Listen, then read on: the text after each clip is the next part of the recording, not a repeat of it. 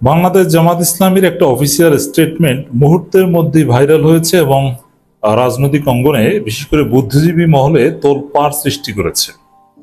একটা ইম্প্যাক্টফুল বিবৃতি জামাত ইসলামী দিয়েছে ভারতের আধিপত্যবাদের বিরুদ্ধে, ভারতের দ্রুত নির্বাচনের প্রজেক্টের বিরুদ্ধে।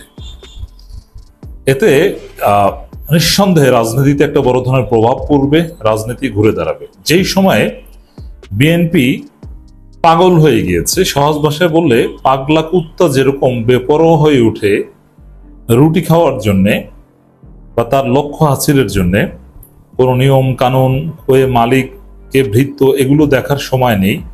বিএনপি এখন এরকম যে নির্বাচন চাই টেনি কস্ট। সরকার নির্বাচন না দিলে তারা নিজেরাই নির্বাচনের তারিখ ঘোষণা করে দিবে। ডক্টর ইউনূসকে ক্রমাগত আক্রমণ করে যাচ্ছে বিএনপি, যে ডক্টর ইউনূস ক্ষমতালোভী, তিনি বাটপার, তিনি মিথ্যাবাদী, তিনি নাটকবাজ, তাকে চিনতে ভুল করেছি এবং কত কথা। সবচেয়ে সিগনিফিকেন্ট দুইটা কথা, যে ডিসেম্বরের মধ্যে নির্বাচন না হলে বাংলাদেশে অখণ্ডতা থাকবে না, এর মানে কেউ দখল করে নিয়ে বাংলাদেশ। চিন্তা করেছেন বিএনপি স্থায়ী কমিটির সদস্যের ন্যারেটিভ। এবং ডিসেম্বরের মধ্যে নির্বাচন না হলে আর কোনোদিন নির্বাচনই হবে না বাংলাদেশে, এগুলো বলছে। এবং এই কথার একটা সবচেয়ে গুরুত্বপূর্ণ বিষয় যেটা আমি বলেছি যে এই নির্বাচন এটা ভারত চায়, দ্রুত নির্বাচন, সংস্কার ছাড়া বিচার ছাড়া নির্বাচন ভারত চায়। এবং ডিসেম্বরে নির্বাচন চাওয়ার মধু কি, এটাও আমি বলেছি যে আওয়ামী লীগের বিচার ঠেকানো।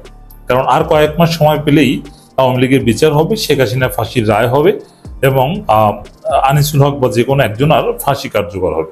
এটা ঠেকানোই হচ্ছে ডিসেম্বরের মধ্যে ডক্টর ইউনূসকে সরানোর মূল মন্ত্র, মূল উদ্দেশ্য। তো এই জায়গায় এই দ্রুততম সময় নির্বাচনের বিরুদ্ধে জামাত ইসলামী অবস্থান নিয়েছে। ভারতের যে প্রজেক্ট, এই প্রজেক্টের বিরুদ্ধে কঠিন বিবৃতি দিয়েছে জামাত ইসলামী, এটা নিয়ে তোলপাড়। এই বিবৃতির পলিটিক্যাল তাৎপর্য অনেক, আমি আসছি সেদিকে। ভারতের এই দ্রুততম সময় নির্বাচনের যে চাওয়া, এটার বিরুদ্ধে প্রতিবাদ জানিয়েছে। এর অর্থ হচ্ছে জামাত ভারতের এই দ্রুততম সময় নির্বাচনের প্রজেক্ট মানে না, এটা হতে দিবে না। দ্রুততম সময়ের মধ্যে কোনো নির্বাচন বাংলাদেশে চলবে না। ভারতের পররাষ্ট্র মন্ত্রণালয়ের মুখপাত্র রণধীর জয়সওয়াল বাংলাদেশের দ্রুততম সময়ের মধ্যে নির্বাচন দেখতে চায় ভারত মর্মে যে মন্তব্য করেছেন, তার নিন্দা ও প্রতিবাদ জানিয়ে বাংলাদেশ জামাত ইসলামী ভারপ্রাপ্ত সেক্রেটারি জেনারেল মাওলানা এটিএম মাসুম এক বিবৃতি প্রদান করেছেন। মানে দ্রুততম সময়ের মধ্যে নির্বাচন দেখতে চাও, এটা আমরা মানি না এবং এটা বলার অধিকার তোমাদের নেই। আরেকটা বিষয় স্পষ্ট, যারা দ্রুততম সময়ের মধ্যে নির্বাচন চায় তারা ভারতের দালাল, এটা এস্টাবলিশড। কারণ জামাত প্রমাণ করে দিল তারা দ্রুততম সময়ের মধ্যে নির্বাচনের প্রতিবাদ করেছে। আচ্ছা, বিএনপি সাহস থাকলে জামাতের মতো একটা স্টেটমেন্ট দিক যে তারা ভারতের এই অযাচিত মন্তব্যের প্রতিবাদ জানায়, বাংলাদেশের নির্বাচন এভাবে কথা বলার অধিকার তাদের নেই। এরকম একটা স্টেটমেন্ট দিক না বিএনপি, পারবে না। বরং বলবে যে না, ভারত তো ঠিকই বলেছে, সেনাপ্রধান অনধিকার চর্চা করেছে, ওই জায়গাও বিএনপি সার্টিফিকেট দিচ্ছে, এটা তো সেনাপ্রধান বলতেই পারে। আর বিএনপির লোকজন বলছে যে এটা তার অধিকার বা তিনি একটা পক্ষ, বরং তাকে খুশি করতে হবে দ্রুত নির্বাচন দিয়ে, এটা বিএনপি প্রকাশ্যে বলছে। তাহলে কি প্রমাণিত হলো? বিএনপি ভারতের দালাল। ভারত দ্রুত সময়ের মধ্যে নির্বাচন চায়, বিএনপি দ্রুততম সময়ের মধ্যে নির্বাচন। আর কেন চায়? আওয়ামী লীগের বিচার ঠেকাতে। এখানে এটা তো সহজ, যে যদি আওয়ামী লীগের একমাত্র গোলাম, যদি আওয়ামী লীগ ভারতের একমাত্র গোলাম যদি আওয়ামী লীগ হয়ে থাকে, তাহলে আওয়ামী লীগ নিষিদ্ধ অবস্থায় তো নির্বাচন চাওয়ার প্রশ্নই আসে না। এর মানে ভারতের স্ত্রী বিএনপি এবং আওয়ামী লীগ দুইটাই, অথবা একটা গার্লফ্রেন্ড আর একটা স্ত্রী। এই জন্যে আওয়ামী লীগ থাকা না থাকা সত্ত্বেও বিএনপি আছে, তারপরে দ্রুত নির্বাচন চায়, মানে বিএনপিকে ক্ষমতায় দেখতে চায়। স্ত্রী না থাকলে গার্লফ্রেন্ড আছে, স্ত্রী বেড়াতে গিয়েছে, গার্লফ্রেন্ড আছে, সমস্যা নেই তো। এই হচ্ছে ভারতের স্ট্যান্স। সাপ্তাহিক সংবাদ সম্মেলনে বাংলাদেশে দ্রুততম সময়ের মধ্যে নির্বাচন দেখতে চায় ভারত মর্মে যে কূটনৈতিক শিষ্টাচার বহির্ভূত মন্তব্য করেছেন, মানে ভারতের ওই বক্তব্যকে জামাত ইসলামী কঠিনভাবে প্রত্যাখ্যান করছে। কারণ এই বক্তব্যকে কূটনৈতিক শিষ্টাচার বহির্ভূত বক্তব্য হিসেবে আখ্যা দিয়েছে। এটা জোরালোভাবে ভারতের বক্তব্যকে জামাত ইসলামী প্রত্যাখ্যান করেছে, সেই ধরনের শব্দ চয়ন এখানে করা হয়েছে। এর মানে ভারতকে জামাত এখানে অপরাধী হিসেবে, অনধিকার চর্চাকার হিসেবে উল্লেখ করেছে। বাংলাদেশের জাতীয় নির্বাচন কখন অনুষ্ঠিত হবে তা বাংলাদেশের সরকার এবং জনগণ ঠিক করবে, ভারতকে মাথা কামাতে হবে না। ভবিষ্যতে বাংলাদেশের অভ্যন্তরীণ বিষয়ে মন্তব্য করার ক্ষেত্রে জাতিসংঘ সনদ মেনে চলার জন্য আমরা ভারত সরকারের প্রতি আহ্বান জানাচ্ছি। সেই সাথে ভারতের পররাষ্ট্র মন্ত্রণালয়ের মুখপাত্রের অযাচিত আপত্তিকর মন্তব্যের বিরুদ্ধে নিন্দা ও প্রতিবাদ জানানোর জন্য বাংলাদেশ সরকারের প্রতি আহ্বান জানাচ্ছি। এর মানে দ্রুত নির্বাচন, এটা অযাচিত মন্তব্য, এটা এতটাই আপত্তিকর মন্তব্য যে বাংলাদেশ সরকারের উচিত প্রতিবাদ জানানো। এখন বিএনপি তো প্রতিবাদ জানাতে পারবে না, বিএনপির মিত্র পকেট পার্টি বা সিট পার্টি তারা একটু প্রতিবাদ জানাক না ভারতের এই অযাচিত বক্তব্যের বিরুদ্ধে, পারবে না। জামাত ইসলামী পেরেছে এবং জামাত ইসলামী পারে, এটা প্রমাণ করে দিয়েছে জামাত ইসলামী। ভারতের আধিপত্যবাদের বিরুদ্ধে জামাত সোচ্চার। তুই করিডোর নিয়ে কথা বলিস, তোর করিডোর নিয়ে কথা বলার অথরিটি আছে ওয়াকার? তুই রাজনীতি নিয়ে কথা বলিস, তোর রাজনীতি করার অধিকার তোরে কে দিচ্ছে? তুই না এখনো ইউনিফর্মে? আমি প্রিন্সিপাল স্টাফ অফিসার এবং আর্মির সেকেন্ড লেফটেন্যান্ট থেকে lieutenant colonel, colonel, brigadier, major general, আমি আপনাদের সবার দৃষ্টি আকর্ষণ করে বলছি, আপনারা যদি বলেন ইউনিফর্মের কোনো একজন সৈনিক রাজনীতি করতে পারবে না, খানকির পোলা ওয়াকার কেমনে রাজনীতি নিয়ে কথা বলে? এই বিশ্বাস পোলা কি করে রাজনীতি নিয়ে কথা বলে?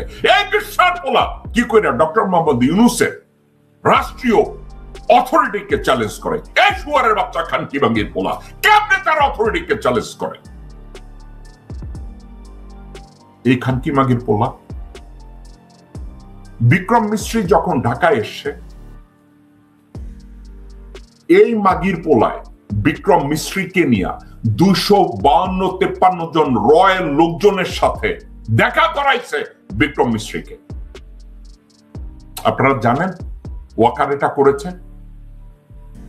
ওয়াকার বিক্রম মিস্ত্রিকে নিয়ে তার রয়ের যে কন্টিনজেন্ট আছে তাদের সাথে দেখা করাইছে। এই ওয়াকার, এই ওয়াকার রোহিঙ্গাদের যাতে রাখাইনে ফেরত দেওয়া না হয়,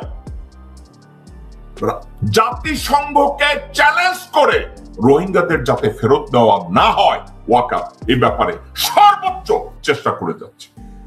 কারণ রোহিঙ্গারা যদি রাখাইনে যায় তাহলে ভারতের এই প্রজেক্ট সফল হবে না।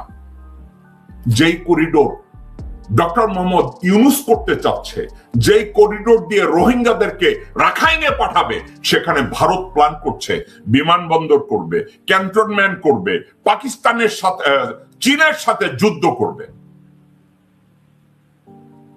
দর্শকবৃন্দ, এটা আমার কথা না, ভারতের সড়ক উন্নয়ন সংস্থা এবং তাদের মন্ত্রী কন্টিনিউয়াসলি ওয়াকারের সাথে যোগাযোগ করে, ওয়াকারের সাথে কথা বলে, ওয়াকারের পারমিশন নেয়। তাহলে ডক্টর মোহাম্মদ ইউনূস গত আগস্টের 8 তারিখ 2024 থেকে এখন পর্যন্ত ডক্টর মোহাম্মদ ইউনূসের অথরিটিকে সে একটা দিনের জন্য সম্মান করে নাই।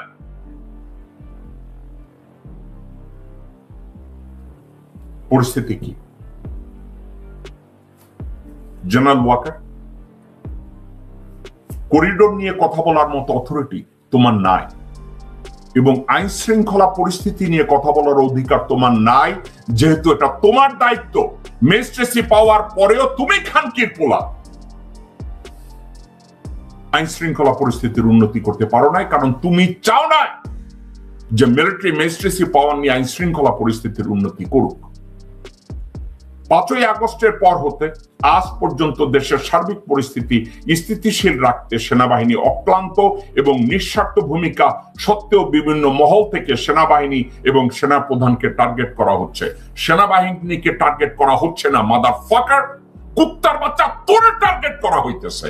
আমি যাই গালি দিতেছি সেনাবাহিনীকে না, তোকে, খানকির পোলা তোকে। মাদারফাকার ওয়াকার, ওয়াকার মাদারফাকার তোকে, সেনাবাহিনীকে না, তুই খানকির পোলা।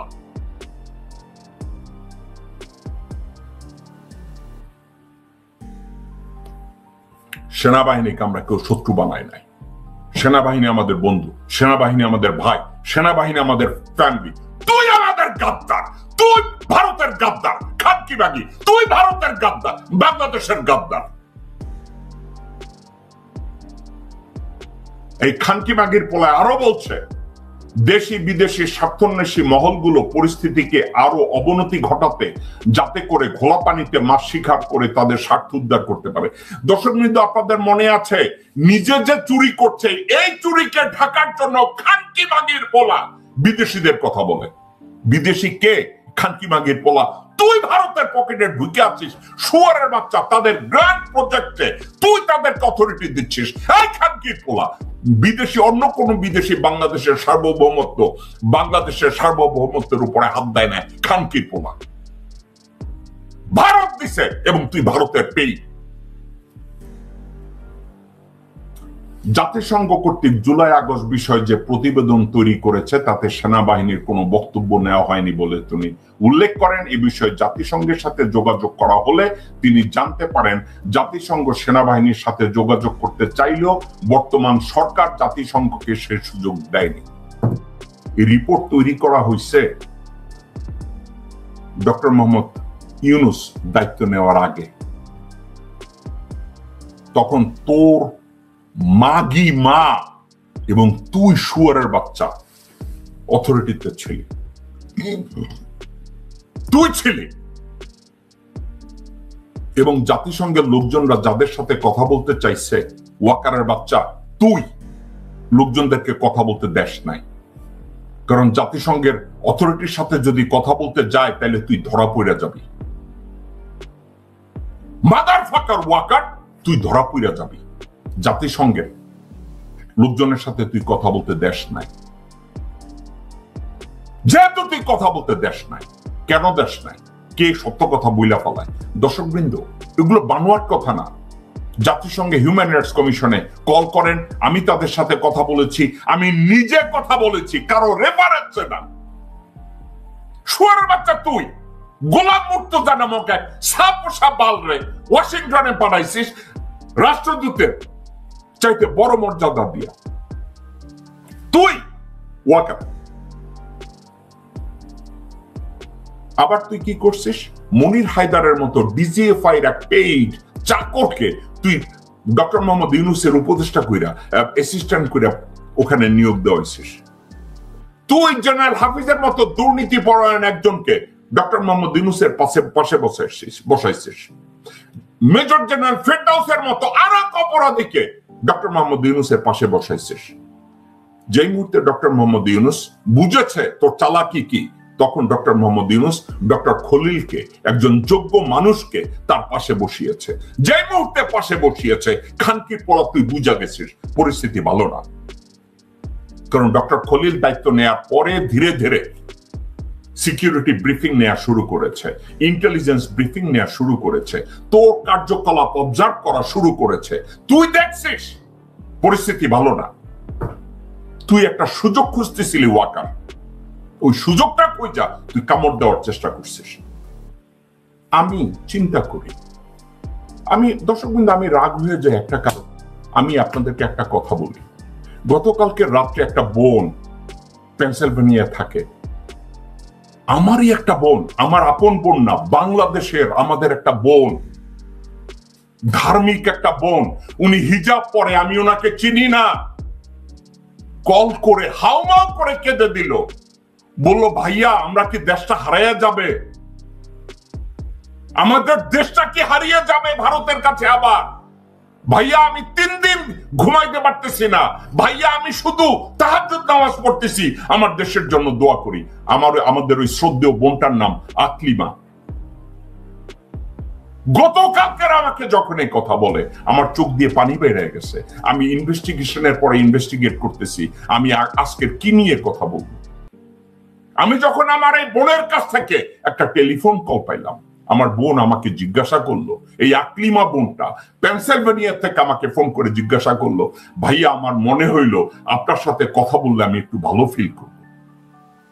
আমার শত ব্যস্ততার মধ্যে আমি বোনটাকে কল করেছি, আমার বোনটার সাথে আমার কথা হয়েছে। আল্লাহ এই বোনটার মনের জন্য শান্তি দেয় এবং আমার দেশটার জন্য রক্ষা পায়।